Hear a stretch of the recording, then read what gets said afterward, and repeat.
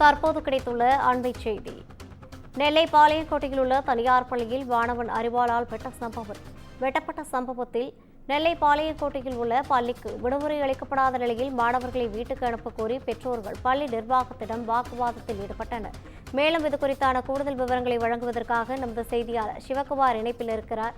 வணக்கம் சிவகுமார், கூடுதல் விவரங்கள். நெல்லை மாநகரில் இருக்கிற பாளையங்கோட்டை அப்படிங்கிற பகுதியில ரோஸ்மேரி மெட்ரிக் ஹையர் செகண்டரி ஸ்கூல்னு ஒரு பள்ளி இயங்கிட்டு இருக்குதுங்க.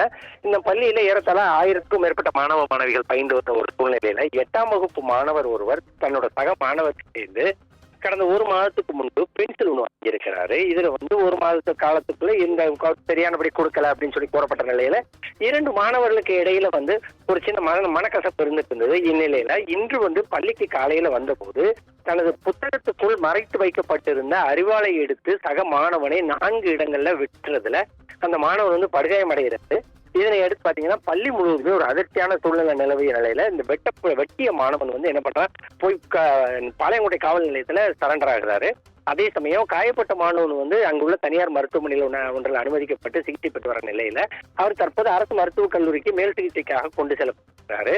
இதுல என்னன்னு பாத்தீங்கன்னா, இந்த பள்ளிகளுக்குள்ள வரக்கூடிய மாணவ மாணவிகளை முதலையே சோதிச்சு அதன் அடிப்படையில தான் மாணவ மாணவிகளை உள்ள அனுப்புறது வழக்கம்.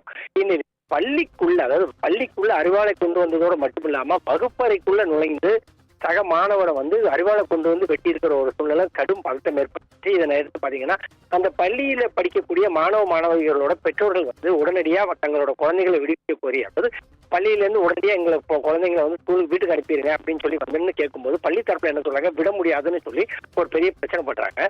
இதனை அடுத்து என்ன பண்றாங்கன்னா, அந்த மாணவர்களோட பிரச்சனைகளுக்கு மத்தியில பள்ளிகள்ல எந்த விதமான நடவடிக்கை எடுக்கப்படலன்னு பெற்றோர்கள் குற்றம் சாட்டுறாங்க. அதே சமயம் தற்போது அந்த பள்ளியை சார்ந்த மாணவர்கள், அதாவது அந்த சம்பந்தப்பட்ட வகுப்பு 8ஆம் வகுப்பை சார்ந்த மாணவர்கள் மட்டும் தற்போது விடுவிக்கப்பட்டிருக்கிறாங்க. மற்ற மாணவர்களுக்கு வழக்கம் போல பள்ளி விடுபட 3:45 மணி அளவில் பள்ளி விடுபடும். அந்த நேரத்தில் மாணவர்கள் அழைத்து செல்ல முடியும்னு சொல்லி கூறப்பட்ட நிலையில பெற்றோர் தொடர்ந்து வாக்குவாதத்தில் ஈடுபட்டிருக்கிறாங்க.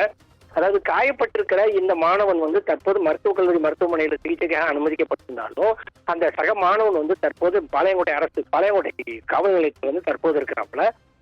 தொடர்ச்சியாக பள்ளிகள்ல நடைபெற்று வரக்கூடிய இந்த பிரச்சனை, அதாவது கடந்த சில மாதங்களுக்கு முன்பு நாங்குநீர் பகுதியில சக மாணவனை பள்ளியில் வச்சு அரிவாளை வெட்டினது, அதே மாதிரி மாணவரோட புறநகர் பகுதியான மானூர் பகுதியில் இதே மாதிரி ஒரு மாணவனை அரிவாளை கொண்டு சக மாணவன் வெட்டியது உள்ளிட்ட பல்வேறு பிரச்சனைகள் கடந்த 2 மாதமாக நிலவி வந்த நிலையில மாநகர பகுதியில மீண்டும் இந்த மாதிரி ஒரு சம்பவம் நடந்திருக்கிறது. இங்குள்ள பொதுமக்களிடையே கடும் அதிர்ச்சியோட ஏற்படுத்துறதோடு இல்லாம இந்த தாக்கம் தற்போது தமிழகம் முழுவதுமே பிரதிபலிச்சிருக்குதுங்க.